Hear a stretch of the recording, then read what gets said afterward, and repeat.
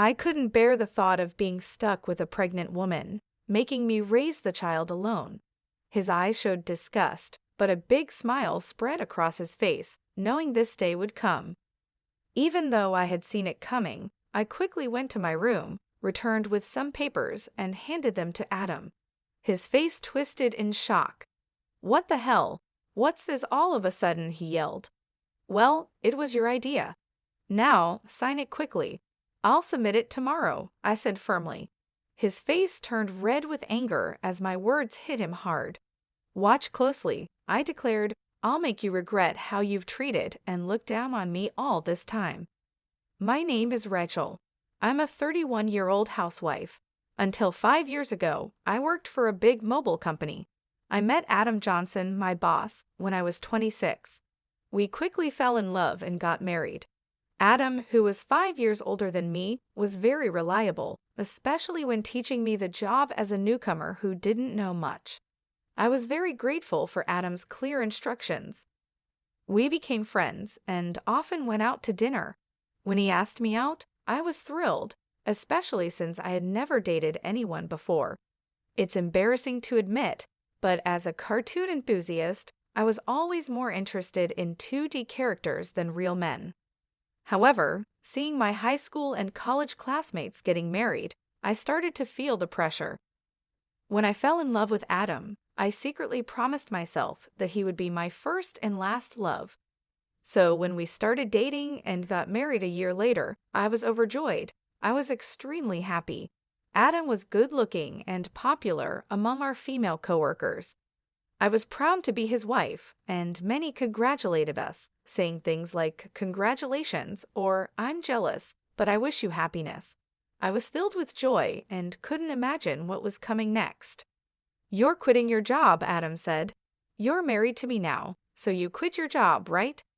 He informed me the day after we registered our marriage. Adam surprised me with this news. "I've always wanted my wife to focus only on the house," Adam said. "Don't worry, I can support both of us with my income," he added. But this was so sudden, and he had never mentioned it before. I was shocked. Adam had never talked about me quitting my job before our marriage. I had taken my current job because my father recommended it, and leaving without notice didn't feel right. I wanted to explain this, but the look in Adam's eyes warned me not to argue, so I stayed quiet. "I should have told you, but it's done. Starting tomorrow, you don't need to go to work. I'll handle the transition," Adam declared.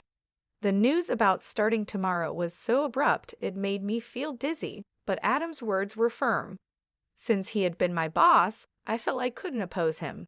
Even though I had to leave my job without saying a proper goodbye, I was determined to make our marriage work.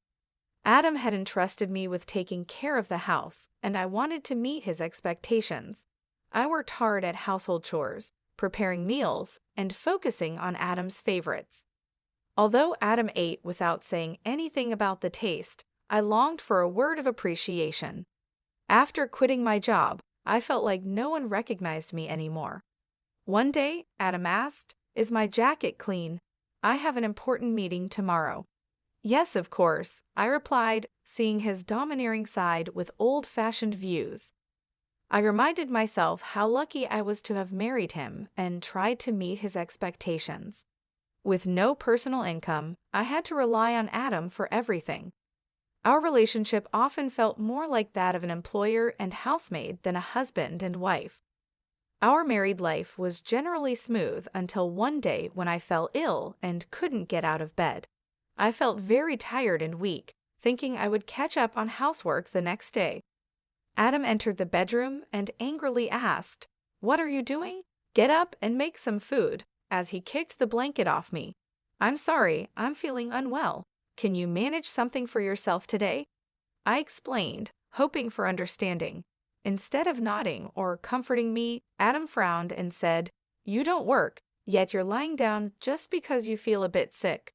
Pathetic? Get up," and kicked me again. The day Adam came home after midnight was the day I chose to share some news. However, when he entered, the smell of alcohol made me feel nauseous. His face was flushed and he staggered as he walked. It was surprising how much he had drunk, especially without notifying me, even though I had prepared dinner. I stood in disbelief. I got up from the bed, never thinking he would demand housework from his sick wife. I had never imagined he could be like this before we got married. Maybe it was my fault for not seeing it, but it was just too much. I found myself doing chores while tears ran down my face. Several days passed, and my health didn't get any better. Then I realized I had missed my period. Panicking, I rushed to the drugstore to buy a pregnancy test. When I tried it, the result was positive. Tears of joy flowed naturally, and I decided to share the news with Adam when he got home from work. My spirits were lifted instantly. The day Adam came home after midnight was the day I chose to share the news. But when he walked in, the smell of alcohol made me feel sick. His face was flushed, and he staggered as he walked. I was surprised by how much he had drunk, especially since he hadn't told me he would be out drinking, even though I had prepared dinner. Eager to share my pregnancy news, I told my intoxicated husband, "I haven't been to the doctor yet, so it's not confirmed," I began eagerly. However, Adam's face darkened as he responded, "A child? What have you done?" His tone was harsh, unlike anything I had ever heard from him before. "I don't want a child." "Damn, this is the worst. If you're going to have it, raise it yourself," he said. His cruel words shocked me. He rudely stripped off his clothes and headed to the bathroom. I couldn't believe it. I couldn't understand why he would say such irresponsible things about our baby instead of being happy. The joy I had felt moments ago was immediately replaced with deep sorrow. Why would he say such things? He had never mentioned not wanting children before. We hadn't even been using contraception, so I naturally thought we both wanted children. As I hung Adam's jacket and was about to take his shirt to the washroom, I noticed something else. A piece of paper had slipped out from the pocket of his dress shirt. I could tell it was a receipt because of its texture. At first, I thought it was just a receipt from tonight's gathering and was about to throw it away, but then I saw the name of the place. "Is this a motel?" My hand trembled as I held the receipt. It was indeed a motel. The shock of this discovery weighed heavily on my heart. Why doesn't Adam love me? Isn't marriage supposed to be between two people who love each other? We've only been married for just over a year. How could this be?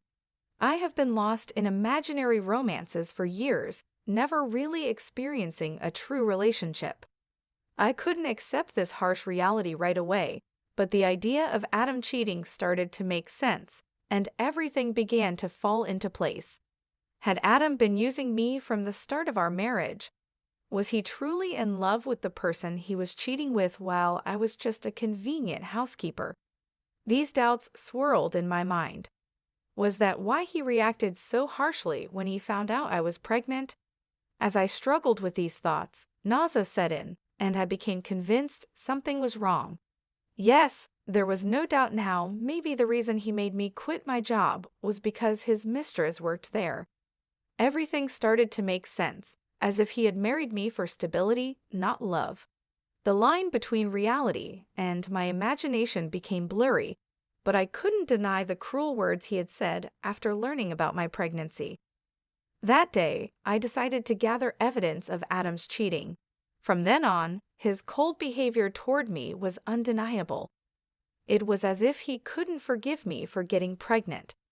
Even though he knew I was suffering from morning sickness, he would deliberately eat smelly foods near me and criticize my housework, forcing me to redo tasks.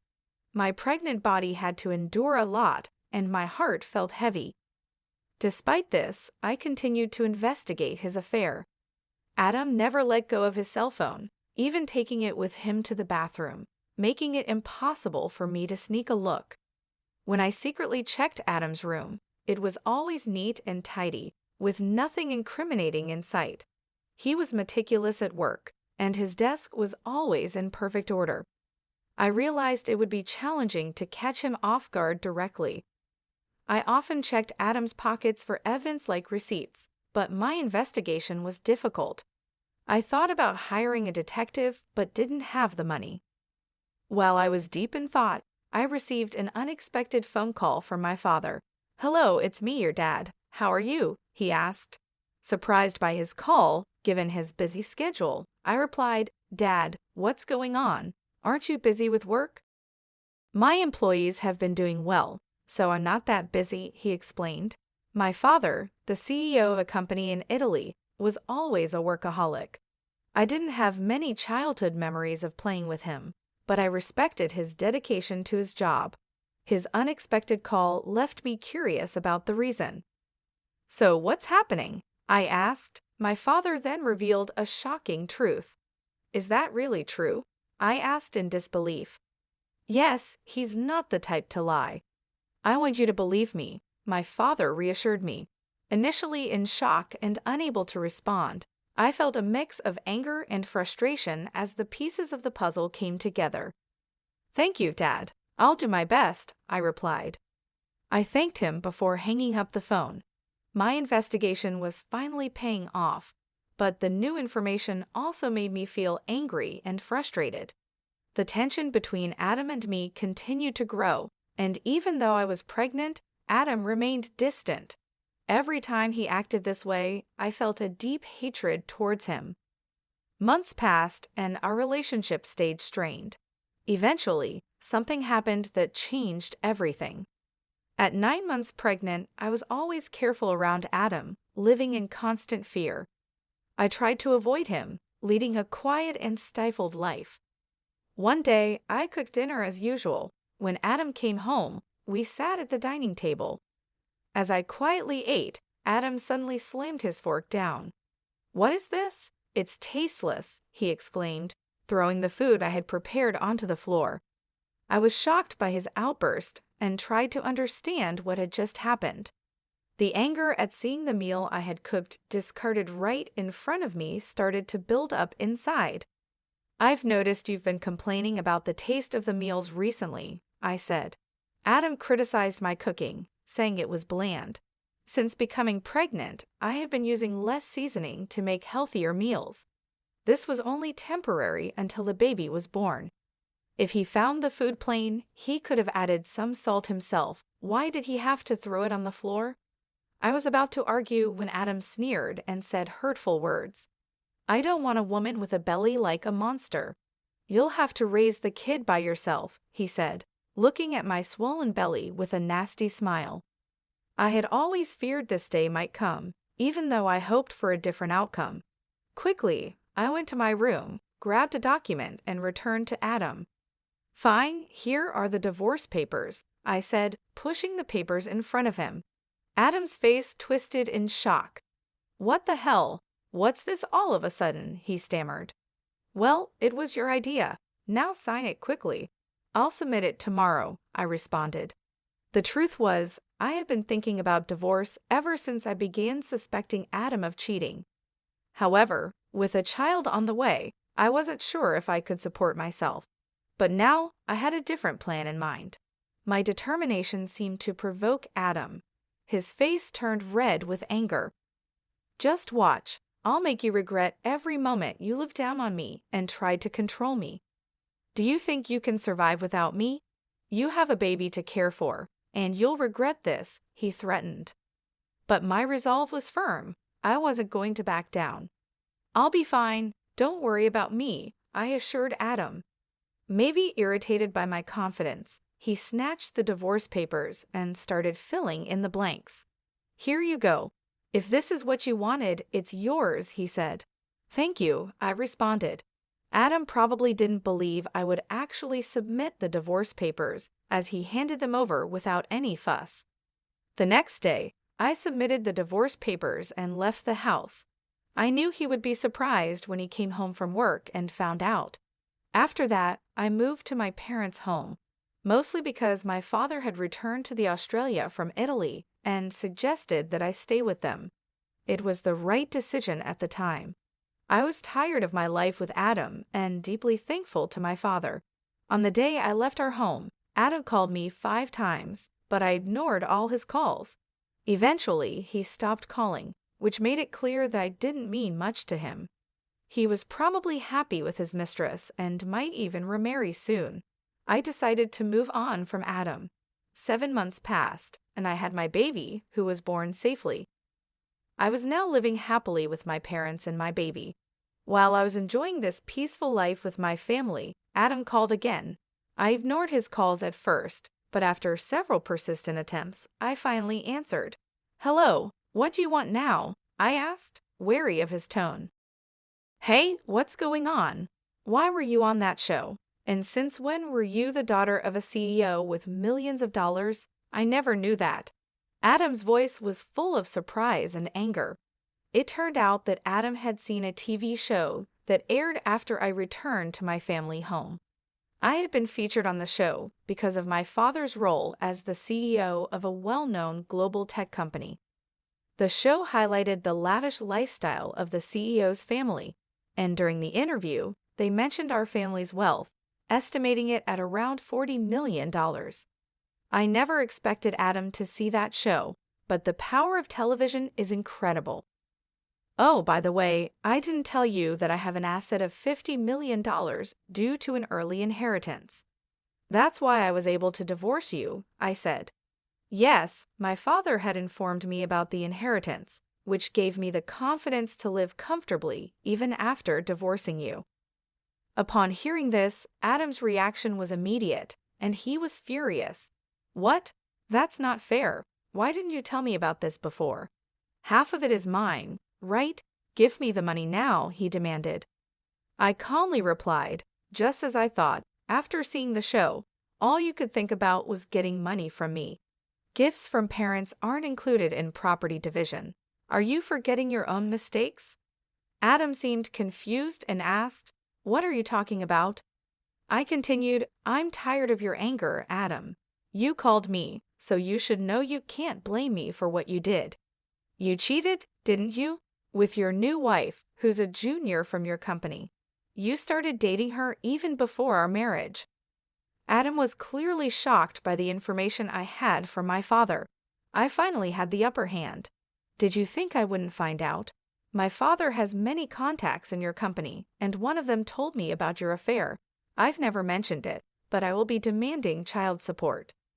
Still in denial, Adam protested, "Stop joking. Why should I pay child support? It's all because of you, right? You got pregnant on your own and slacked off with household chores. It's all your fault." Hearing Adam blame me without apologizing for his own mistakes was unbelievable. I couldn't believe I was ever married to someone so lacking in common sense.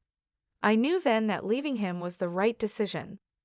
Adam continued, "I'm broke. My wife spent all the money I earned, and now I'm in debt," he pleaded. Hearing his pathetic excuse, my anger turned into sheer disbelief. I never wanted to deal with such an unreasonable person again. With that thought, I firmly gripped my phone and said, "What are you talking about? Do you even realize how ridiculous you sound? I never want to deal with you again. I'll have my lawyer handle the child support. Don't ever call me again, and you will not see the child anymore. Goodbye." "Hey, wait," he called out, but I quickly hung up the phone. Afterward, I blocked Adam's number and took a deep breath. It's over now, right? No more calls from Adam, I thought. I no longer wanted him disrupting my peaceful life. Just then, I heard my baby crying from the other room and rushed to soothe the baby. In the end, Adam started paying child support every month. According to a former colleague, the woman he remarried was quite a spendthrift, and he had to cover his living expenses with debt. It seemed that because of these circumstances, Adam had tried to get a share of my inheritance by calling me. However, Adam didn't get a single penny from me. Now, his expenses were more than his income, and he was struggling. Whether it was because he felt his life was falling apart, or he couldn't stand being looked down upon by his colleagues, things only got worse for him. He made the mistake of starting his job search only after leaving his current company, which forced him into a life of poverty. Hearing this from a colleague didn't affect me at all. I thought he deserved every bit of the hardship. The harsh words and cold behavior he showed me will never fade from my memory. I sincerely hope he gets what he deserves. Meanwhile, I'm enjoying being a parent with the help of my parents. My baby is growing up healthy and happy. I feel supported and loved in my family's home, and I no longer have to worry about money. My father, who is a successful CEO, mentioned that he wants to pass the company on to me. This news was both surprising and motivating. I realized that I needed to prepare myself for the responsibilities that come with running a company. My father has always been a hardworking man, and I want to make him proud, so I started learning more about the business, taking on small tasks to understand how things work. I knew it wouldn't be easy, but I was determined to succeed. Living with my parents has given me a chance to rebuild my life. I feel more confident and ready to face the future. My father's belief in me has inspired me to aim high. He believes in my abilities, and that belief has become a source of strength for me.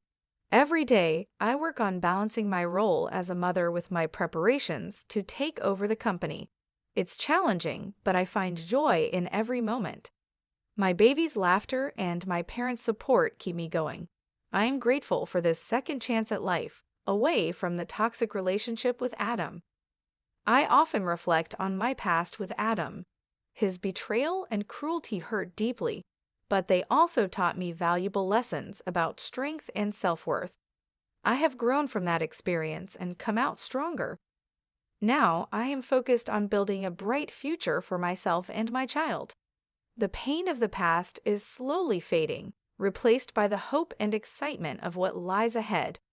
I am determined to create a happy and stable life for my child, and with my family by my side, I know I can achieve anything I set my mind to.